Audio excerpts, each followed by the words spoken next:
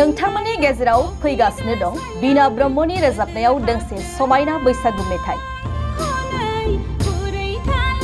गोदोनिफ्रायनो मेथाइ रोजाबबोनाय बीना ब्रह्मनि गावनि सुजुनाय बैसारि सिखोलाया अफ्रि गोसायजोंनो खुरै सादों, ना इलेंगाया अफ्रि गोसायावनो गोदो हाबदों।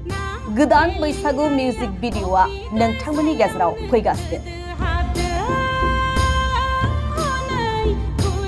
बे गोदान बैसागु मिउजिक भिडिअ'नि थाखाय शुटिं खालामनाया दासान्दि सोलिगासिनो।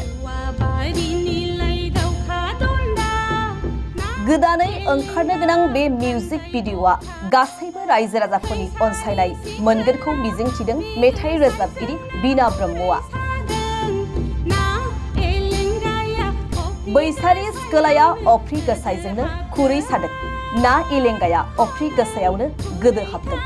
गोदान बैसागु मिउजिक भिडिअ'खौ नोंथांमोना बावैसो सानफोरनि उनावनो बीना ब्रह्म प्रडाक्शन इउट्युब चेनेलाव नुनो मोनगोन।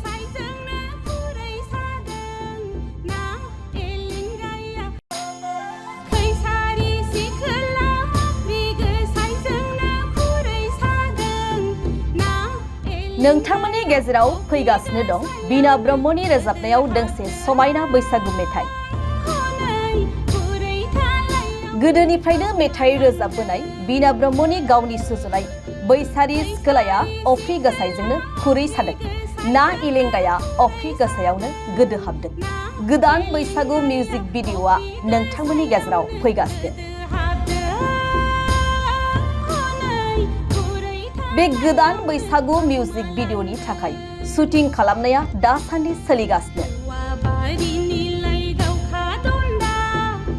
गोदानै ओंखारनो गोनां बे मिउजिक भिडिअ'आ गासैबो रायजो राजाफोरनि अनसायनाय मोनगोनखौ मिजिंथिदों मेथाइ रोजाबगिरि बीना ब्रह्मआ। बैसारि सिखोलाया अफ्रि गोसायजोंनो खुरै सादों, ना इलेंगाया अफ्रि गोसायावनो गोदो हाबदों। गोदान बैसागु मिउजिक भिडिअ'खौ नोंथांमोना बावैसो सानफोरनि उनावनो बीना ब्रह्म प्रडाक्शन इउट्युब चेनेलाव नुनो मोनगोन।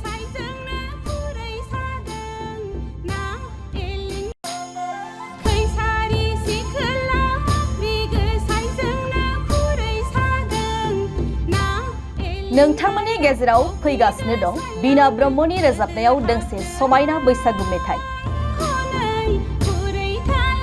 गोदोनिफ्रायनो मेथाइ रोजाबबोनाय बीना ब्रह्मनि गावनि सुजुनाय बैसारि सिखोलाया अफ्रि गोसायजोंनो खुरै सादों, ना इलेंगाया अफ्रि गोसायावनो गोदो हाबदों।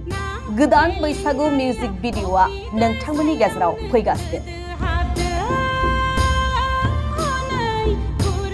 बे गोदान बैसागु मिउजिक भिडिअ'नि थाखाय शुटिं खालामनाया दासान्दि सोलिगासिनो। गोदानै ओंखारनो गोनां बे मिउजिक भिडिअ'आ गासैबो रायजो राजाफोरनि अनसायनाय मोनगोनखौ मिजिंथिदों मेथाइ रोजाबगिरि बीना ब्रह्मआ। बैसारि सिखोलाया अफ्रि गोसायजोंनो खुरै सादों, ना इलेंगाया अफ्रि गोसायावनो गोदो हाबदों। गोदान बैसागु मिउजिक भिडिअ'खौ नोंथांमोना बावैसो सानफोरनि उनावनो बीना ब्रह्म प्रडाक्शन इउट्युब चेनेलाव नुनो मोनगोन।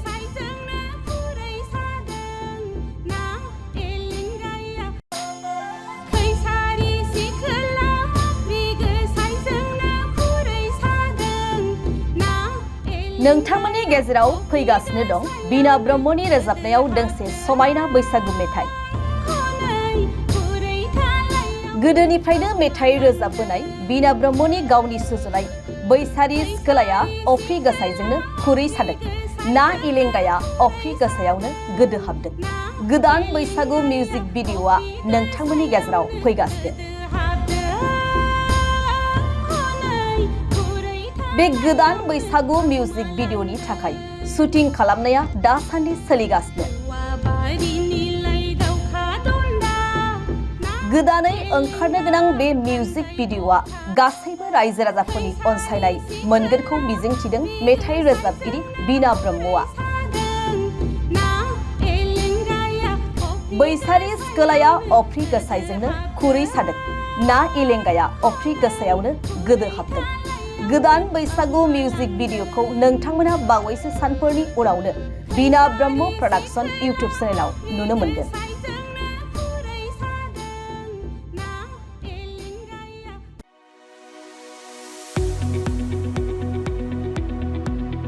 गुनगोनां सोलोंथाइ लानो गोसो गुदुं फरायसाफोरनि थाखाय गोजोनथाव खौरां। क'क्राझारनि बालागाव सेन्ट आन्स कलेजाव 2025-26 बोसोरनि थाखाय गोदानै मुं थिसननाय हाबाफारिया जागायबाय। HS थाखोआव आरो FYUG थाखोआव फरायसाफोरनि गोदानै मुं थिसननाया सोलिगासिनो दं। क'क्राझारनि साहा बालागावआव थानाय सेन्ट आन्स कलेजनि HS थाखोआव कमार्स आरो आर्ट्स स्ट्रिमाव इंलिश मिडियामाव गोदानै मुं थिसननाया सोलिगासिनो दं आरो बेजों लोगोसे FYUG एबा 4-year आन्डार ग्रेजुएटनि थाखायबो कमार्स आरो आर्ट्सआव गोदानै मुं थिसननायाबो जागायबाय। FYUG नि आर्ट्सनि थाखाय English, Bodo', Assamese, political science, education, economics, history आरो ससिय'ल'जि आयदायाव मेजर लानानै सोलोंथाइ लानो हागोन आरो बिकमनि थाखाय फाइनेन्स, एकाउन्टेन्सि, मार्केटिं, मेनेजमेन्ट आरो HR मेनेजमेन्ट आयदायाव मेजर लानानै सोलोंथाइ लानो हागोन।